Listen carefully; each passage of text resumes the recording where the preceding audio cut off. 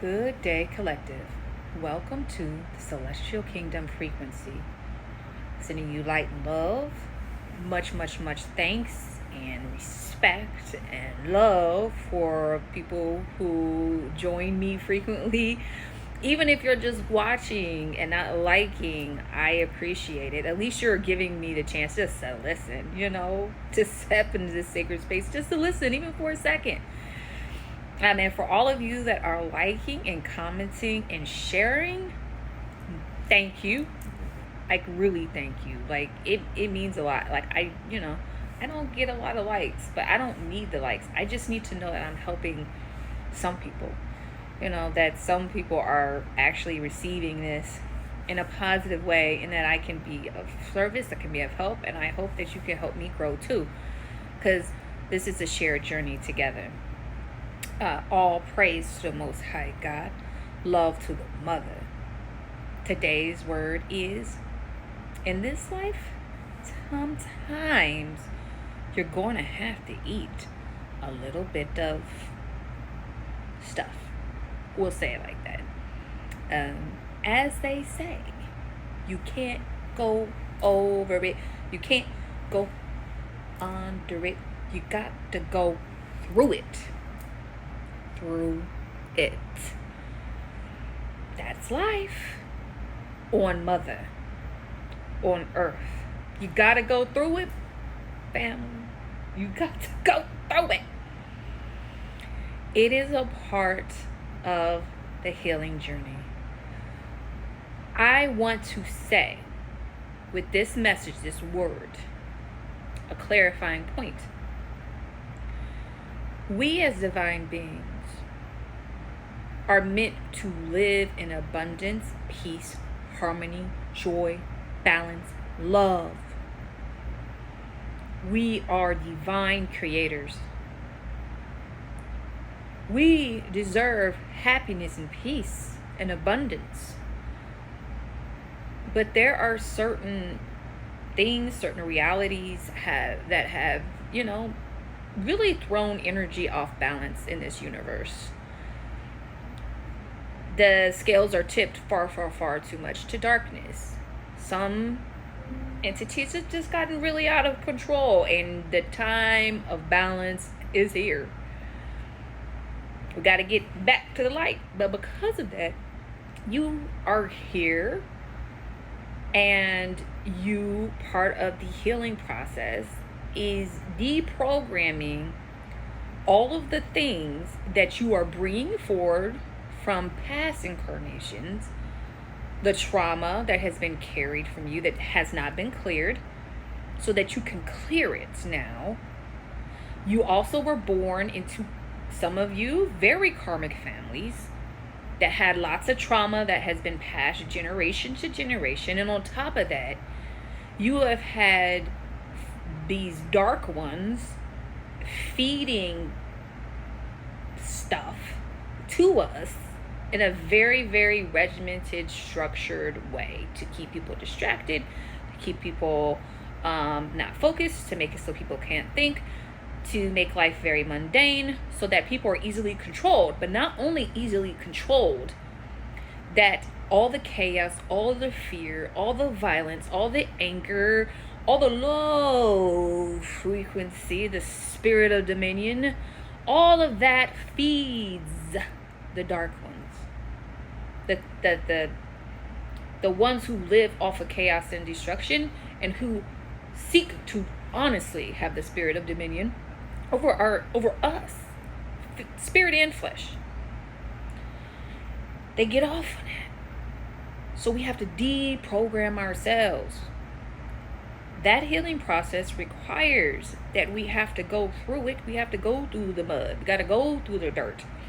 We have to first be able to identify what is going on. Like, bad things happen to us in this life. And you really have to see it. And there's this saying, it's not happening to you, it's happening for you. And a lot of bad things that happen to us are so that we can then see, what about ourselves is it trying to heal? So, and in that, so it's identifying what needs to be healed.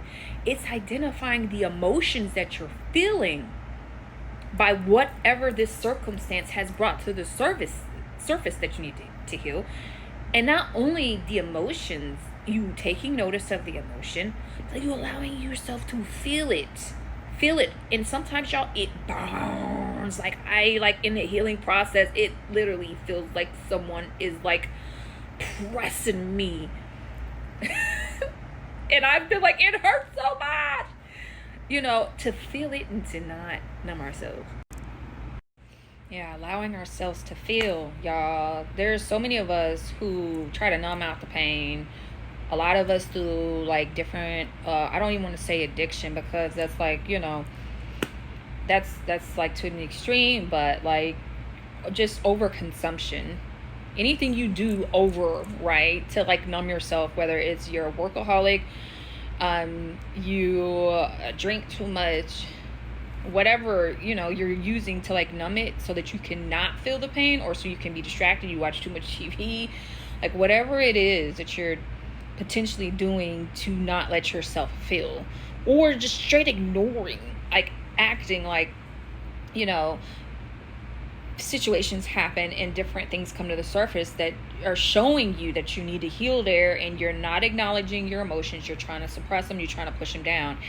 And then if you're not acknowledging your emotions and letting yourself feel it, then you're not understanding how emotionally you're being affected, mentally you're being affected, physically. Because physically is part of this. We talk about health, and we talk about physical, we talk about behavioral health, which is mental and substance, and we talk about health related to social needs.